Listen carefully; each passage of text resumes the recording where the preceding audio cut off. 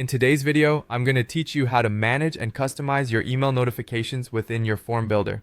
Understanding how to configure these settings is crucial for ensuring effective communication with your audience, be it clients, colleagues, or any other important contacts. So, let's dive right in and explore how to set this up seamlessly. First, you'll want to start by accessing your form builder's dashboard. Once you're there, head over to the top navigation bar where you'll find the Settings tab. Clicking on this will open up a new set of options tailored for configuring various aspects of your form. Within this menu, look for the Email section. This is where we'll focus our attention today. By selecting emails, you'll be directed to the Email Settings area where you can manage all email-related preferences for your forms. This includes adding new notifications as well as editing any existing ones. Now let's talk about adding or editing a notification email, which is a key component of staying informed about form submissions. You'll find an option to either add a new notification email or select an existing one to edit.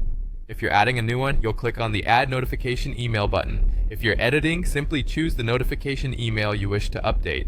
This step is important for defining how you or your designated team members receive information from your form. Crafting the right email notification will help you stay on top of the responses and utilize the data effectively.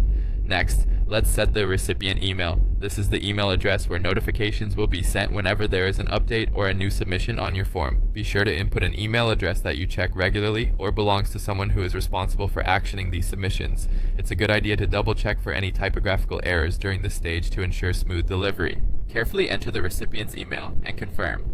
By doing so, you'll make sure that the right people are kept in the loop and any necessary follow-up actions can be taken promptly. Finally, the last step is to save your changes. Look for a Save button, typically positioned towards the bottom of the page or at the top right corner.